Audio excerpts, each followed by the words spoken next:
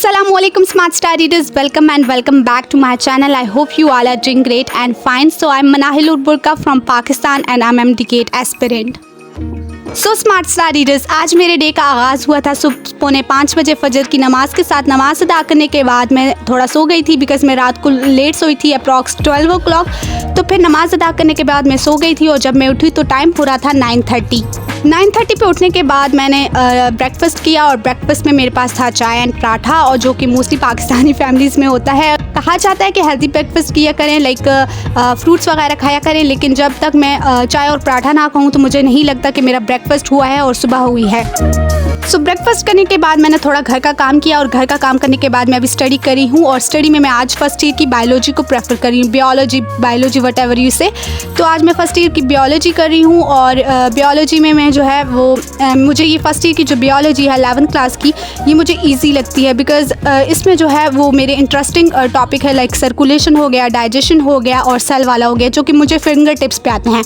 अलबत्ता इसमें बहुत ज़्यादा हेक्टिक नेम्स भी हैं, लाइक प्लांट्स बॉटनी भी है, तो इसमें बहुत सारा जो प्लांट्स के डिफरेंट नेम है जो कि बहुत कंफ्यूज करते हैं, तो वो भी है। लेकिन मैंने पहले का इसको मेमोराइज़ किया हुआ है और रिवाइज़ भी किया हुआ है, तो मुझे ये आता है। लेकिन मैंने MCQs की तरह इनको याद किया हुआ था, मेमोराइज़ किया हुआ था, लेकिन जैसे एक्सप्लेनेटरी तरीके से उस तरह से याद नहीं किया हुआ। तो आज मैं इसको पूरे डे में करूँगी और मेरा पूरे डे का टारगेट ये है कि मेरे से जितना हो पाया तो मैं उतना आज इसको कवर करूँगी।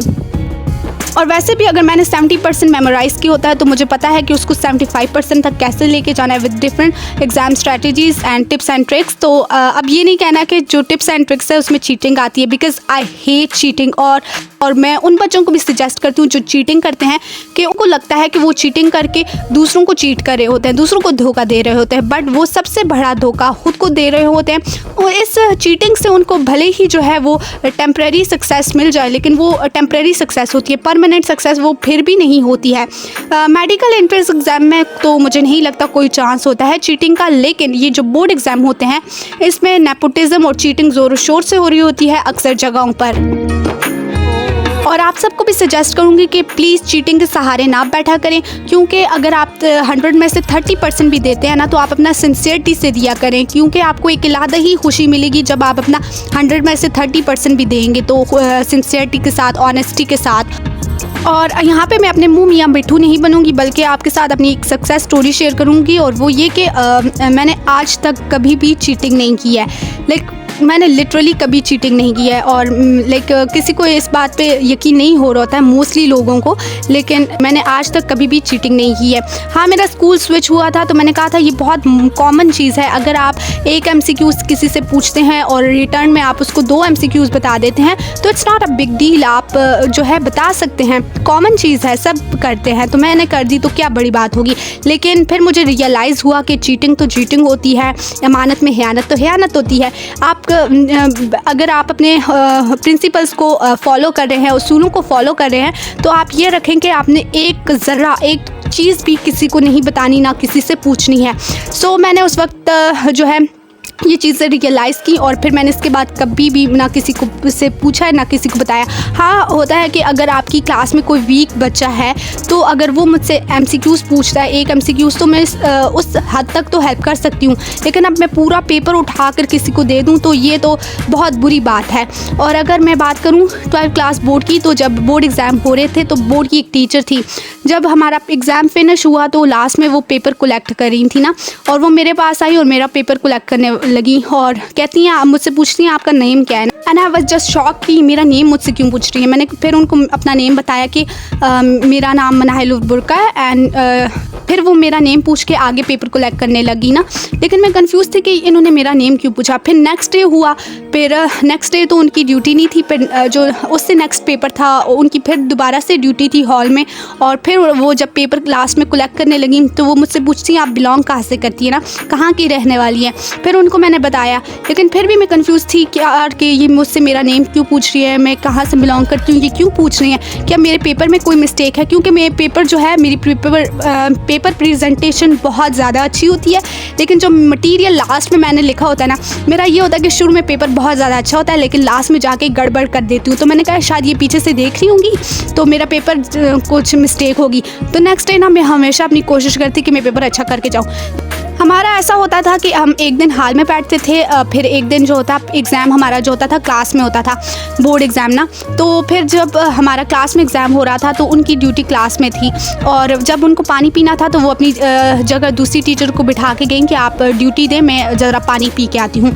लेकिन क्या था कि वो टीचर इतनी ज़्यादा स्ट्रिक्ट नहीं थी, तो उन टीचर की प्रेजेंस में जो है बहुत से बच्चे एक दूसरे से बात कर रहे थे, एक दूसरे से पूछ रहे थे, तो शोर भी बहुत ज़्यादा था। लेकिन जब वो टीचर आई और उन्होंने देखा कि शोर हो रहा है तो वो बहुत गुस्सा हुई। वो टीचर तो जिन को छोड़ के गई थी वो टीचर तो वहाँ से चली गई, लेकिन जब वो आई तो वो बहुत ज़्यादा गुस्सा थी और उन्होंने कहा है कि आपको क्या लगता है आप चीटिंग करके पास हो जाएंगे, आप सक्सेस हासिल कर लेंगे, बट यकीन माने ये सक्सेस आपकी टेम्परेरी सक्सेस होगी, परमानेंट सक्सेस फिर भी नहीं होगी। आप लोग इमानत पे खयानत कर रहे हैं, आपको पता है आपको कितना ज़्यादा गुनाह हो रहा है। फिर उन्होंने एक बहुत लंबा लेक्चर दिया। फिर इस लंबे लेक्चर के बाद उन्होंने कहा ये जो लास्ट में बच्ची बैठी हुई है ना, इनको मैं काफ़ी दिनों से नोट करी हुई, इन्होंने ना आज तक कभी किसी से पूछा है, ना आज तक कभी किसी को बताया है, और मैं सरप्राइज्ड हुई हूँ कि ऐसी बच्चियाँ भी अभी हैं कि जो ना चीटिंग करती हैं ना करवाती हैं। तो आप इनसे कुछ सीखें, ये भी तो बच्ची आपकी क्लास की हैं ना, ये किसी से पूछ रही हैं ना किसी को बता रही हैं। और मैंने इनसे पूछा भी था आपका नेम क्या है, आप कहाँ से बिलोंग करती हैं। तो मैं इनकी ये जो ऑनेस्टी है इससे बड़ी जो है वो इंस्पायर हुई हूँ कि ये किसी से पूछ रही है ना बता रही हैं, ये भी तो आपकी एज की हैं, आपकी क्लास की हैं, आप इनसे कुछ सीखें। लेकिन क्या मजाल है, फिर नेक्स्ट डे वही हाल था। लेकिन फिर भी मुझे बहुत ज़्यादा खुशी हुई और मैं तो खुशी से फूली नहीं समा रही थी, बिकॉज़ मैं बहुत ज़्यादा खुश थी कि इतने ज़्यादा सालों में आज मुझे किसी ने अप्रिशिएट किया है, और मैं इसके लिए उनकी बहुत ज़्यादा मशकूर हूँ। और मुझे तो अभी तक उनका नेम भी नहीं पता है। अब मैं क्या ही बोलूँ, I have no word to speak इसके बाद। और लेकिन मुझे उम्मीद है कि आप में से अक्सर बच्चे जो होंगे वो चीटिंग नहीं करते होंगे।